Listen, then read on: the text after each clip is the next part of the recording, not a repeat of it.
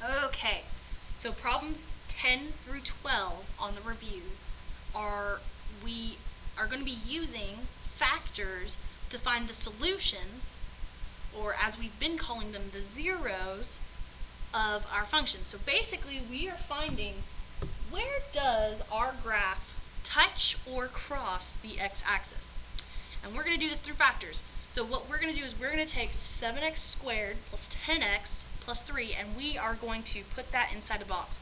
Now, hopefully you paused before you did this, and you recognize that, hey, we have a leading coefficient. Before I do anything with the box, I need to see, can I take out a greatest common factor from every term to make it a little bit more simple for me when I'm using the box. Now, there's nothing common between 7, 10, and 3 except for 1, which is kind of trivial because if I divide by 1, nothing's going to change. It's all going to be the same, 7, 10, and 3. So after I've confirmed that, hey, I can't take out a greatest common factor, I am going to go ahead and I'm going to use my box method.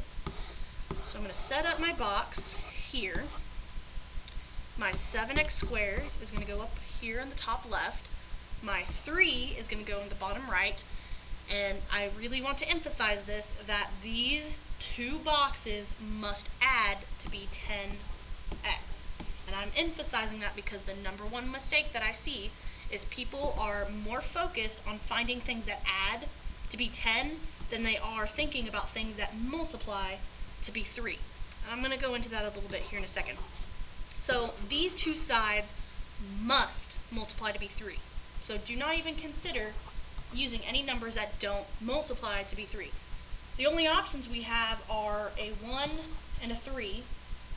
We could use -1 or -3, but we got to kind of think be a little bit smarter, is that I'm adding to be a positive 10, and so using a -1 and a -3 is not going to get me there. So I'm going to use a 1 and a 3. Now before I choose which side my 1 and my 3 goes on, I'm going to think about what two things multiply to give me 7x squared. A lot of us, I already saw us doing this in class, a lot of us got 7x and we got x, which is great. This 7x right here is what is going to change what's inside this box. Okay, so here's where you can guess and check. Let's say you put the 1 up here and the 3 down here. So you have 1x, so just x, and you have 7x times 3, which is 21x. Okay, 21x plus x is 22x, which does not work for this problem. That's okay. It's easy enough to just erase and switch sides. Kind of erase part of my box, that's alright. So I'm going to put my 3 here and my 1 over here.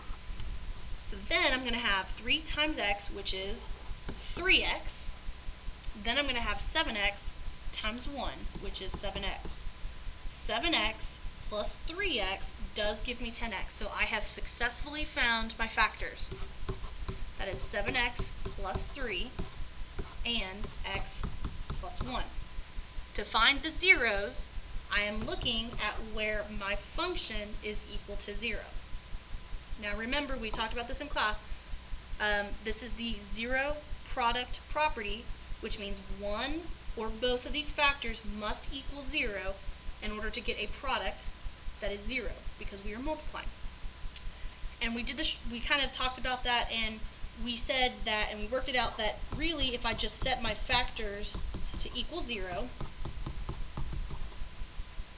that'll help me out with finding where my parabola crosses or touches the x-axis. So now I'm going to solve for x. On this first problem, I'm going to subtract 3 first. I'm going to get 7x equals -3. So I'm not done yet. I have to divide by 7. So I'm going to get x equals -3 sevenths. On the next one, I'm going to have to subtract 1. So I'm going to get x equals -1. So my factors were 7x plus 3 and x plus 1.